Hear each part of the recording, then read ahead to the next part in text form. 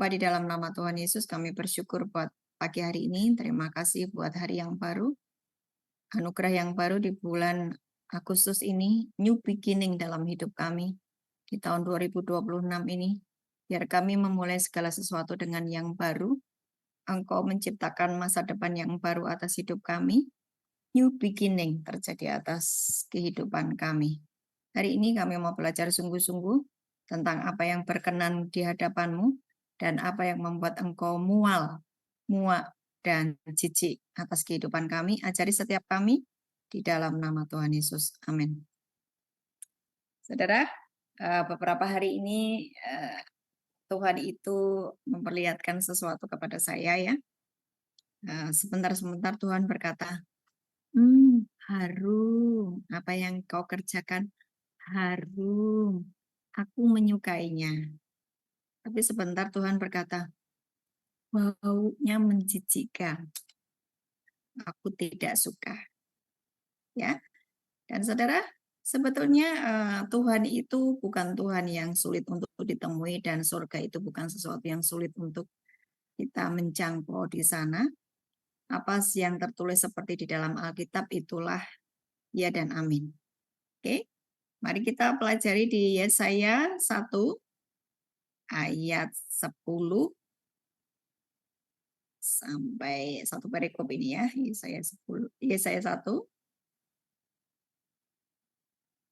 Pelajari baik-baik, nanti saya akan buka tanya jawab, ibu-ibu bisa bertanya apa saja ya, kita akan ngobrol firman Tuhan. Yesaya 1 ayat 10, dengarlah firman Tuhan, hai pemimpin-pemimpin manusia Sodom. Perhatikanlah pengajaran Allah kita, hai rakyat manusia Gomora. 11, untuk apa itu korbanmu yang banyak-banyak? Firman Tuhan, aku sudah jemu akan korban-korban bakaran berupa domba jantan dan akan lemak dari anak lembu gemukan, darah lembu jantan dan domba-domba dan kambing jantan tidak kusukai.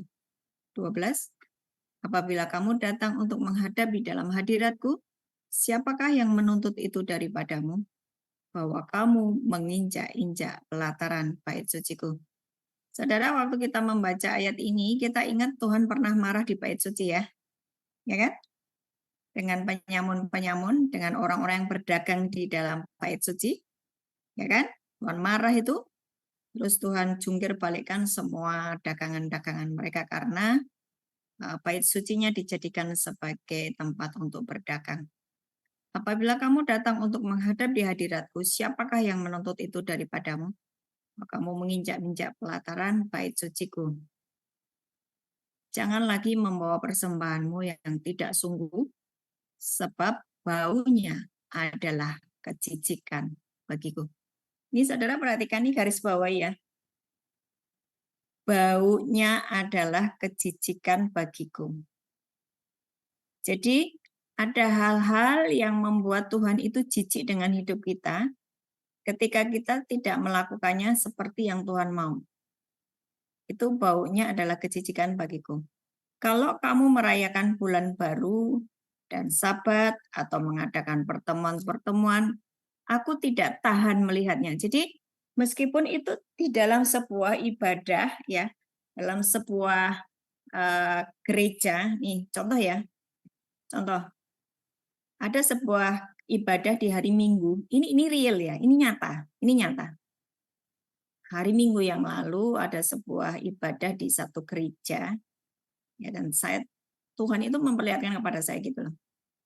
Nah di gereja itu mulai ada yang namanya jemaatnya mulai berkurang, ya kemudian khotbahnya juga hamba Tuhannya itu ngelantur kemana-mana, jemaat itu nggak paham, dia itu lagi ngajar apa sih, belum ngelantur gitu. Terus Tuhan itu kasih lihat, hambaku ini dia melakukan perzinahan di baitku, di rumahku. Gitu loh. Hambaku ini dia melakukan perzinahan di rumahku. Berarti di gereja dia sering melakukan yang namanya perzinahan. Nah, dampaknya apa? Di dalam gereja itu ada roh jahat, ada makhluk besar, dan itu membuat jemaat kalau dengar ngantuk, kalau dengar firman-nya nggak paham apa-apa, dan jumlah jemaatnya makin berkurang. Padahal di waktu itu dia sedang mengadakan sebuah ibadah, ya kan? Pendeta itu lagi ngajar firman, kemudian ada pujian penyembahan, ada pembacaan firman. Tapi Tuhan berkata, baunya menjijikkan. Ini firman loh ini. Jangan lagi membawa persembahanmu yang tidak sungguh, sebab baunya adalah kejijikan bagiku. Kalau kamu merayakan bulan baru dan Sabat atau mengadakan pertemuan-pertemuan, aku tidak tahan melihatnya. Jadi ada ibadah-ibadah yang Tuhan tidak suka. Kenapa? Ya di situ terlalu banyak hal-hal yang bersifat daging atau hawa nafsu. Kedagingan, ya, hawa nafsu. Saudara, kita ini nggak bisa munafik di hadapan Tuhan. Kita ini nggak bisa yang memakai jubah kerohanian untuk menutupi dosa kita. Justru di situ akan tersingkap dan diekspos oleh Tuhan, ya. Jadi mari kita belajar untuk berhati-hati dengan sikap hati kita, dengan hidup kita, belajar untuk menjadi orang yang murni. Kemudian 14, perayaan-perayaan bulan barumu dan pertemuan-pertemuanmu yang tetap aku benci melihatnya. Tuh. Ya. Saya perhatikan kalau di dalam sebuah gereja hawanya tuh nggak enak gitu ya. Hawanya nggak enak, rasanya ngantuk, rasanya berat mau pergi ke gereja. Saudara jangan pasif. Jangan terus, oh ya udah aku nggak usah ke gereja. Jangan. Harus lakukan sesuatu. Ini apa ya yang menekan? Ya. Aku tolak, aku sapu bersih semua atmosfer yang bukan dari Tuhan atas gereja ini. Tuhan urapi hambamu, Tuhan urapi semua pelayan-pelayan. Berdoa seperti itu. Supaya apa? Perayaan-perayaan di dalam ibadah itu menyukakan hati Tuhan. Dan Tuhan bisa menjadi tadinya enek, tadinya empet, tadinya Tuhan jijik. Tapi karena saudara berdoa, membersihkan atmosfer itu, atmosfernya jadi berbeda. Doamu itu didengar. Ketika saudara berdoa, Tuhan aku enggak mau, aku sia-sia ibadah. Aku mau dengar firman-Mu, Tuhan urapi hamba-Mu, apapun kondisinya. Tuhan hinggapi dia dengan roh-Mu, sampaikan isi hatimu, berfirmanlah melalui hamba-Mu ini.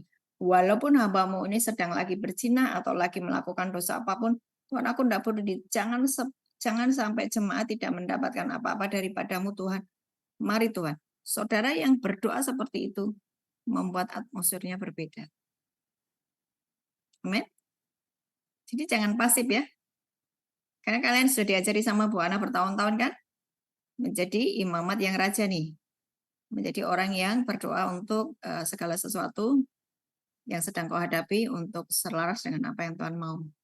Perayaan-perayaan bulan barumu dan pertemuan-pertemuanmu yang tetap aku benci melihatnya. Semuanya itu menjadi beban bagiku. Tuh. Menjadi beban bagi Tuhan. Tuhan itu enak melihat kemunafikan di gereja. Ya, aku telah payah menanggungnya. 15. Apabila kamu menadahkan tanganmu untuk berdoa, aku akan memalingkan mukaku. Wow. Ini kalau mukanya Tuhan dipalingkan, doa-doa dijawab enggak? Enggak. Ya toh? Enggak. Ada sebuah kondisi di mana langit itu tidak terbuka. Doa-doanya enggak didengar. Jadi apa? Hanya menjadi sebuah aktivitas rohani yang membosankan. Ibadah menjadi hal yang membosankan. Karena apa? Jemaat tidak ketemu Tuhan. Apabila kamu menadahkan tanganmu untuk berdoa, aku akan memalingkan mukaku. Bahkan sekalipun kamu berkali-kali berdoa, aku tidak akan mendengarkannya. Sebab tanganmu penuh dengan darah. Terus, masuklah, bersihkanlah dirimu. Ini ajakan Tuhan loh. Ajakan Tuhan. Saudara, iblis, dosa, dan maut itu sudah dikalahkan Yesus di atas kayu salib. Kalau kamu dosa, kamu mengakui dan jangan berbuat dosa lagi. Itulah supaya engkau terus terhubung dengan keberadaan Tuhan. Waktu engkau terhubung dengan keberadaan Tuhan, hidupmu di bumi seperti di surga. Itu Tuhan sudah jamin. Ya. Tapi jika kita ini masih hidup seperti dunia atau hidup di dalam daging, Allah yang kamu sembah itu roh. Tuhan itu berkata gini, aku ini roh. Gitu loh. Tuhan itu berkata gini, aku ini roh, bukan daging. Semua yang bersifat daging berasal dari iblis. Itulah kenapa kita ini terus membaharui cara berpikir kita, membaharui hidup kita, baca firman, supaya semua yang bersifat daging di dalam dirimu diubah jadi roh. Untuk apa aku hidup dalam roh? Loh, nikmat sekali kalau engkau terhubung dengan Allah yang adalah roh, engkau terhubung dengan surga yang adalah roh, hidupmu di bumi seperti di surga. Ya. Basuhlah, bersihkanlah dirimu, jauhkanlah perbuatan-perbuatanmu yang jahat dari depan mataku. Berhentilah berbuat jahat. Belajarlah berbuat baik, usahakanlah keadilan, kendalikanlah orang kejam, belalah anak-anak yatim, perjuangkanlah perkara janda-janda. Marilah baiklah kita berperkara firman Tuhan. Sekalipun dosamu merah seperti kirmisi, akan menjadi putih seperti salju. Sekalipun berwarna merah seperti kain kesumba, akan menjadi putih seperti bulu domba. Jika kamu menurut dan mau mendengar, maka kamu akan memakan hasil baik dari negeri itu. Tetapi jika kamu melawan dan memberontak, maka kamu akan dimakan oleh pedang. Sungguh Tuhan yang mengucapkannya. Jadi saya mau saudara semuanya ya, ibu-ibu, kita belajar bagaimana supaya ketika Tuhan itu menjumpai kita dan Tuhan itu berkata, harum apa yang kau kerjakan, aku suka. Coba kita baca di 2 Korintus 2 ayat 14 sampai 16. 2 Korintus 2. Tapi syukur bagi Allah yang dalam Kristus selalu membawa kami ke dalam jalan kemenangannya. Dengan perantaraan kami, Ia menyebarkan keharuman, harum pengenalan akan Dia di mana-mana. 15. Sebab bagi Allah kami adalah bau yang harum. Ini ya, setiap firman yang tertulis itu tuh ya dan amin. Jadi waktu saya lagi berdoa, terus mendapatkan sebuah ilham, penglihatan ya. Tuhan tuh suka gitu. Harum apa yang kau kerjakan. Engkau memikirkan tentang hatiku, engkau memikirkan agenda Papa, engkau memikirkan apa yang menjadi kesukaanku. Itu baunya harum. Ya. Sebab bagi Allah kami adalah bau yang harum dari Kristus di tengah-tengah mereka yang diselamatkan dan di antara mereka yang binasa. 16. Bagi yang terakhir, yang binasa adalah bau kematian yang mematikan. Dan bagi yang pertama, bau kehidupan yang menghidupkan. Tapi siapakah yang sanggup menunaikan tugas yang demikian? Saya mau bikin ini menjadi mudah. Coba perhatikan ya. Allah yang kita sembah adalah roh. Kalau saudara tetap daging, saudara tidak akan ketemu dengan Allah yang adalah roh. Nanti ya. Orang yang dibawa ke neraka bukan tiba-tiba dibawa ke neraka, tetapi mereka sepanjang hidupnya di bumi memiliki gaya hidup seperti orang di neraka.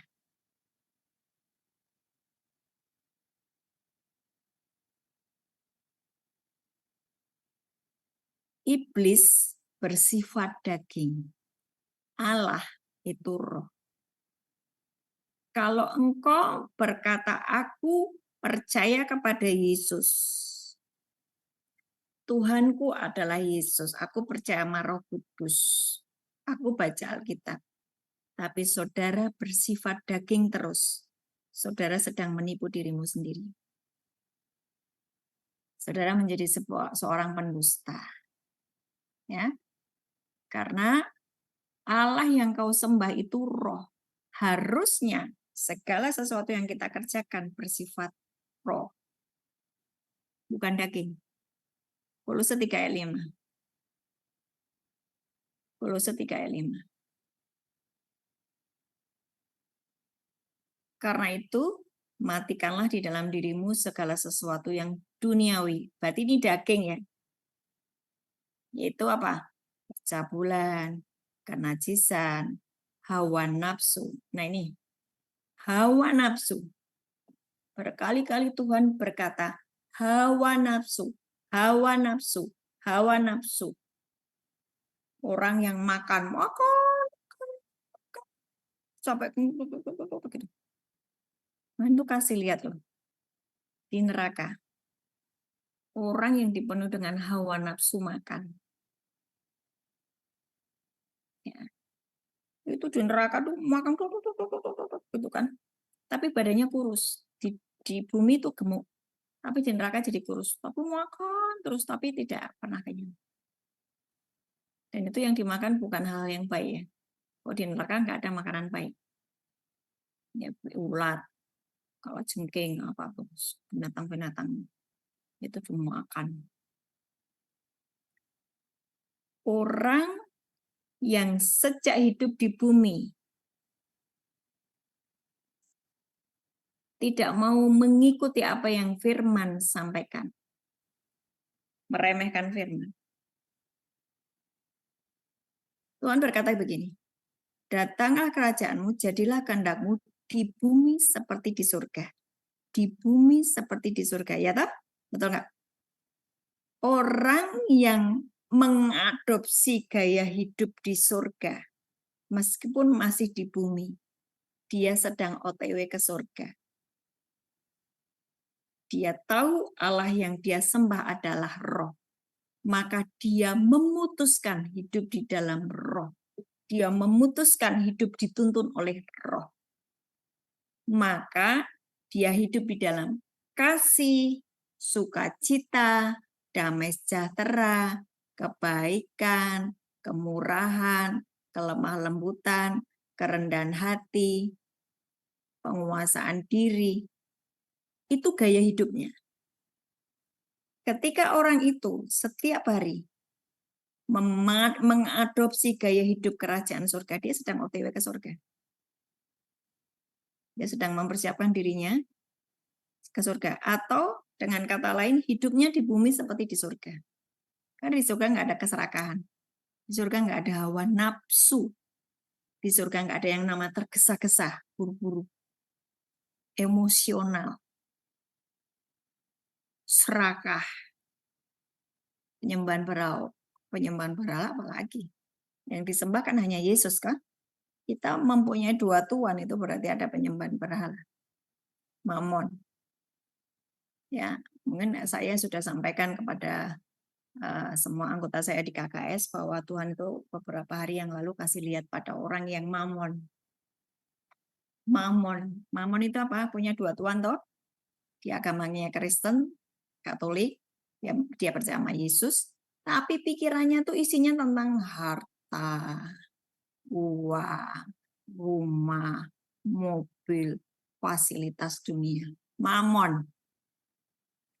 Bangun tidur pikirannya uang, bangun tidur pikirnya harta. Di mana hartamu berada, di situ hatimu. Betul? Berarti kalau dia berkata, aku menyembah Yesus, mulutnya ngaku menyembah Yesus, tapi kalau hatinya di harta, dua Tuhan. Maksudnya, tahu nggak?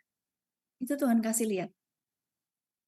Ini orang selama hidupnya di bumi hanya memikirkan hal-hal duniawi. Tahu nggak? dibawa ke neraka. Dia itu masuk ke neraka. Terus dia sedang mencangkul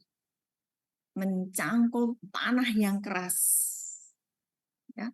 Wah, seharian di neraka tuh suruh mencangkul. Tanahnya tuh keras-keras kayak aspal gitu. Dan nanti selesai hari, gitu lagi setiap hari. Disiksa seperti itu. Itu adalah orang yang hatinya pada mammon, keras. Kan kita punya Matius 13 itu tentang 4 jenis tanah hati ya. Makanya tuh kita ini hari ini masih diberi kesempatan untuk mengoreksi hati kita. Ayo pelajari, recek hatimu. Jangan sibuk-sibuk menghias dirimu dengan makeup yang mahal-mahal, tapi hatimu busuk. Lebih baik mulai hari ini dandani hatimu. Make up hatimu. Jangan sibuk, wah lipstick yang paling mahal itu ini. Wow, itu eyeshadow. Wah, itu yang namanya gini. Oh, apa namanya? Facial. Saudara sibuk mendandani yang di luar. Tapi yang di dalam enggak didandani. Sia-sia hidupmu. Ya. Di Kolose 3 ayat 5 tadi. Kolose 3 ayat 5, karena itu matikanlah di dalam dirimu segala sesuatu yang duniawi. Segala sesuatu yang duniawi itu berasal dari iblis. Saudara kalau masih cabul, najis, nafsunya besar, ada nafsu jahat, serakah, sama dengan penyembahan berhala. Coba dibuka di Efesus 4 ayat 22-24.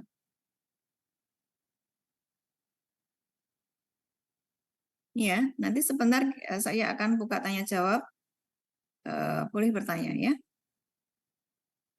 Efesus 4 ayat 22. Yaitu bahwa kamu berhubung dengan kehidupan kamu yang dahulu harus menanggalkan manusia yang lama yang menemui kebinasaan oleh nafsunya yang menyesatkan. Manusia lamamu itu menyesatkan. Manusia lamamu apa? Daging. Hawa nafsu, cabul, serakah, penyembahan berhala, iri hati, marah, dendam, kemudian pertengkaran, perselisihan, pertikaian. Itu manusia lama, itu daging. Kalau kita terus memakai manusia lama, sementara engkau berkata, aku percaya sama Yesus, maka engkau disebut sebagai suam atau abu-abu. Nah, di neraka itu, mereka tuh telanjang dan warnanya tuh abu-abu. Makanya saya tuh, wow, firman itu benar-benar ya. Saudara pengen lihat neraka, ya seperti yang tertulis di dalam firman. Kamu pengen lihat surga, ya sama tertulis yang di dalam firman. Kalau kamu suam, tidak panas, tidak dingin, kamu dimuntahkan. Pernah bacakan itu di kitab Wahyu? Ya, Wahyu 3, Wahyu 2 itu. Kamu dimuntahkan. Dimuntahkan berarti pernah berada menyatu dengan Tuhan. Tapi karena terus berbuat daging, terus memakai manusia lama, dia dibuang. Nah, karena apa? Ayatnya sudah jelas. Manusia lama itu bersifat daging, itu akan menemui kebinasaan oleh nafsunya yang menyesatkan. Supaya ya, bahwa kamu berhubung dengan kehidupan kamu yang dahulu, harus tanggalkan manusia lama itu, jangan dipakai lagi. Sebab manusia lama itu menemui kebinasaan oleh nafsunya yang menyesatkan. Supaya kamu dibaharui di dalam roh dan pikiranmu, dan mengenakan manusia baru yang telah diciptakan menurut kehendak Allah di dalam kebenaran dan kekudusan yang sesungguhnya. Ngerti ya? Ini serius ya, Bapak Ibu, tolong perhatikan. Kenapa banyak manusia itu mengalami tekanan hidup? Karena manusia lama dan manusia baru dipakai bersama-sama. 2 Korintus 4 ayat 4. 2 Korintus 5 ayat 4. 2 Korintus 5 ayat 4. Mengapa mereka tertekan, depresi, takut, cemas? Manusia lama tadi, kalau dipakai terus, itu menyesatkan karena menemui kebinasaannya. Nah ini Paulus berkata, sebab selama masih diam di dalam kemah ini, kita mengeluh oleh beratnya tekanan. Karena kita mau mengenakan pakaian yang baru itu tanpa menanggalkan yang lama. Supaya yang fana itu ditelan oleh hidup. Kalau manusia lamamu, dagingmu, terus engkau pelihara, engkau akan mengalami tekanan hidup. Enggak ada damai sejahtera, enggak ada sukacita, enggak terhubung dengan surga. Hidupnya sepanjang di bumi sengsara. Mati, bukan masuk surga, masuk neraka. Karena dia mengadopsi kehidupan dari neraka. Daging. Sampai sini saudara paham enggak? Yang paham kasih jempol ke atas. Yang tidak paham, diam saja. Oh, banyak yang tidak paham. Nanti masih daging.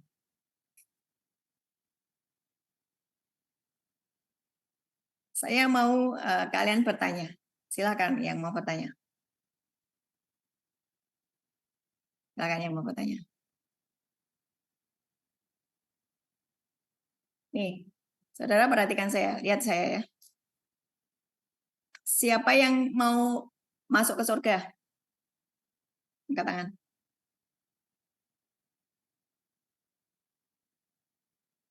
Oh, ada yang ragu-ragu tidak angkat tangan. Saudara, ini ya. Barang siapa meremehkan firman, dia akan menanggung akibatnya. Saudara, jangan dipikir bahwa engkau ibadah seperti ini tuh kamu rugi loh. Kamu itu sedang dikasih sesuatu dari Tuhan loh.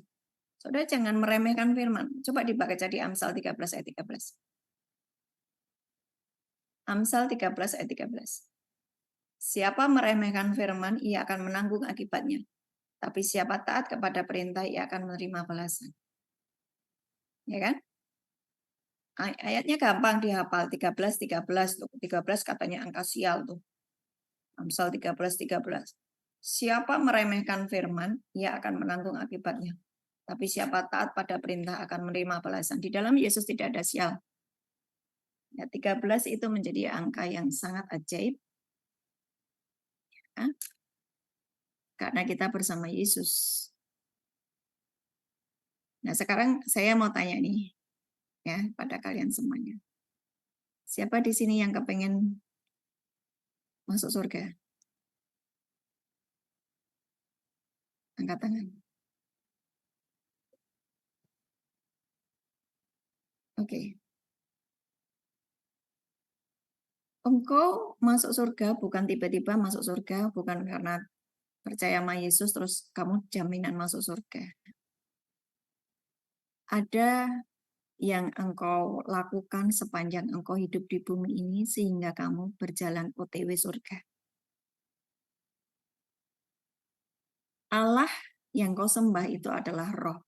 Barang siapa menyembah dia harus menyembah di dalam roh dan kebenaran. Yohanes 4 ayat 23 masalah ya. Saudara, saya mau kalian serius ya. Kalau saudara tetap daging, ya ini, tapi saatnya akan datang dan sudah tiba sekarang bahwa penyembah-penyembah benar akan menyembah Bapa di dalam roh dan kebenaran. Sebab Bapa menghendaki penyembah yang demikian. Allah itu roh. Barang siapa menyembah dia harus menyembah di dalam roh dan kebenaran. Nah, kalau kita daging terus, kita nggak akan ketemu Tuhan. Makanya hidupnya di bumi seperti di neraka. Karena tidak hidup di dalam roh. Sampai sini paham? Kenapa orang yang berzina hidupnya sengsara? Kenapa orang yang nyuri hidupnya sengsara?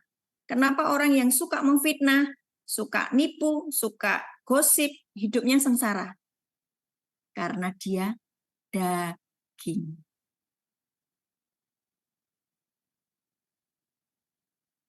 Iblis mengajarkan segala sesuatu bersifat daging. Semua yang di neraka sifatnya daging. Kalau kita berkata, aku percaya Yesus, tapi kamu daging, hidupmu sengsara. Sedang OTW ke neraka. Tadi di Yesaya 1, Tuhan mengajak bertobat. Marilah, balik. Sekalipun dosamu merah seperti kirmis, akan menjadi putih seperti bulu domba. Yang Tuhan mau itu, ini ajakan Tuhan. Mari balik. Jangan hidup di dalam dosa. Jangan hidup di dalam daging. Kamu nggak akan ketemu Tuhan. Meskipun kamu percaya Yesus, hidupmu dalam daging. Kemarahan, hawa nafsu, iri hati, akar pahit. Itu daging. Tidak bisa mengampuni, itu daging. Ya, dan itu baunya di hadapan Tuhan menjijikan. Oke, sekarang siapa yang mau bertanya? Silakan. Siapa yang mau bertanya? Kalian paham enggak apa yang saya sampaikan? Paham ya? Susah enggak untuk hidup di dalam roh? Tidak. Sebab itu adalah sebuah keputusan. Itu hanya sebuah keputusan toh? Betul? Aku memutuskan hidup dituntun oleh roh. Aku memutuskan hidup menanggalkan manusia lama, dan aku memutuskan untuk hidup di dalam manusia baru. Setiap hari aku dituntun oleh roh. Bagaimana aku dituntun roh? Firman Tuhan itu adalah roh dan hidup. Yohanes 6 ayat 63. Perkataan-perkataan yang kukatakan adalah roh dan hidup. Bagaimana saya hidup di dalam roh? Saya harus hidup dipengaruhi, dituntun oleh firman Tuhan. Maka saya hidup di dalam roh.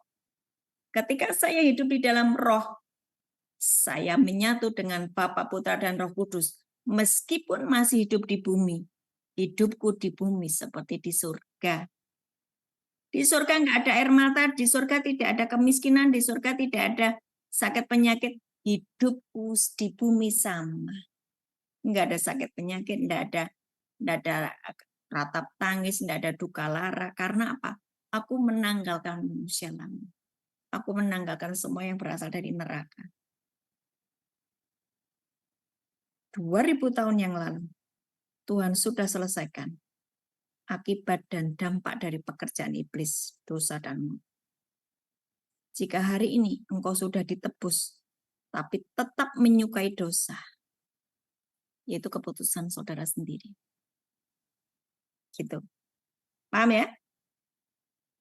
Pengen menikmati hidup di bumi seperti di surga? Hari ini tanggalkan manusia lama. Hiduplah dituntun oleh roh. Maka apapun yang kau kerjakan, baunya harum Tuhan suka. Dan hidupmu di bumi meskipun masih di lapas, sama seperti Yusuf. Yusuf itu kan juga di penjara kan? Tapi disukai oleh kepala penjara. Tiba-tiba Tuhan merekayasa nasibnya. Dia ketemu sama Firaun dan dia menjadi Perdana Menteri. Loh, hidup saudara kalau berkenan di hadapan Tuhan dan saudara memberikan bau yang harum. Tuhan itu sang pembuat rekayasa. Amin. Nasibmu bisa dirubah loh. Bisa tiba-tiba kamu menjadi orang nomor 2 di kotamu. Karena kau dipercaya. Karena karaktermu sudah bagus. Kau seperti Kristus. Dunia sedang kacau. Dunia sedang diubah menjadi orang-orang yang serakah. Tapi di lapas muncul orang-orang yang sudah diproses. Orang-orang yang menjadi serupa dengan Kristus. Tuhan bisa merekayasa nasibmu. Menjadi orang yang hebat seperti Yusuf. Amin. Oke. Kalau tidak ada pertanyaan, saya akan tutup. Atau ada yang mau didoakan? Ada yang mau didoakan? Tidak ada?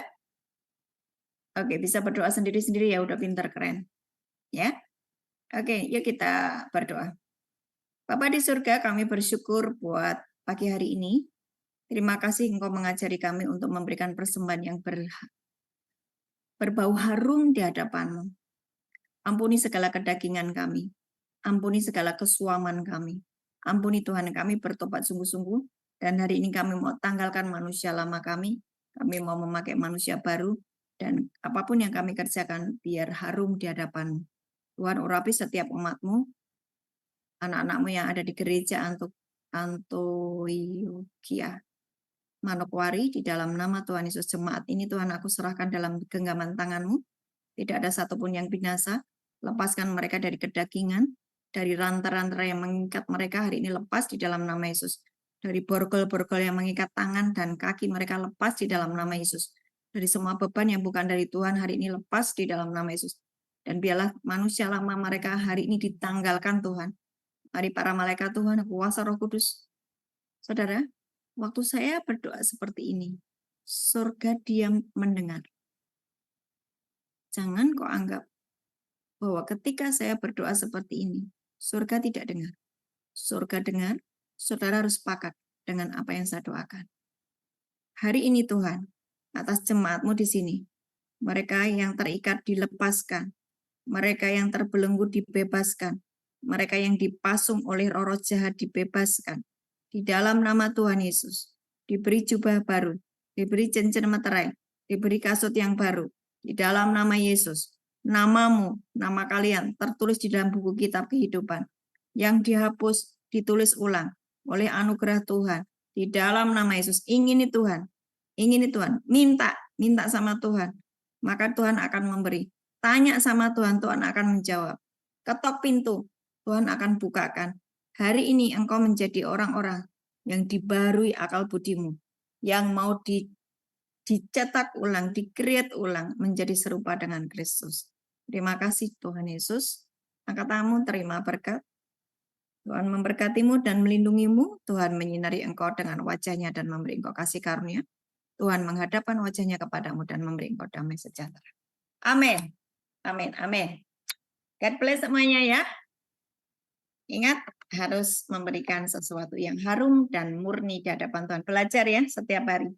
Karena Tuhan sudah mau datang, engkau harus prepare semuanya. God bless.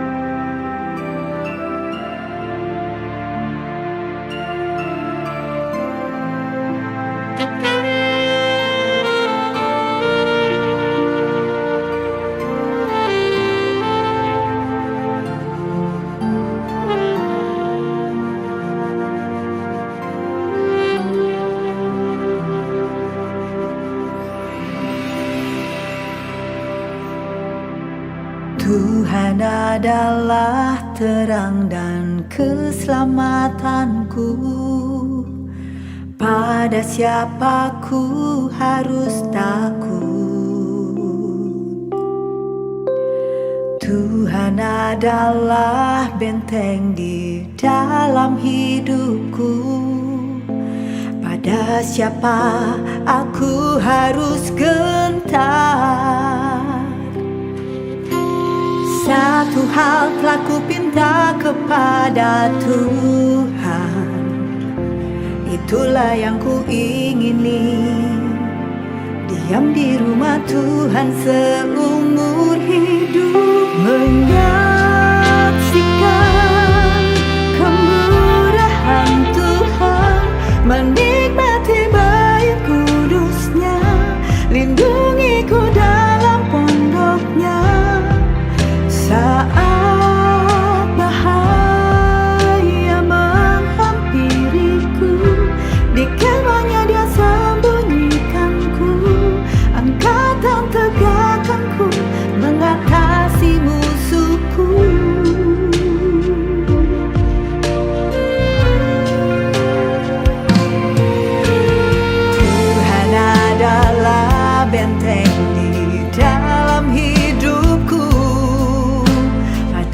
siapa aku harus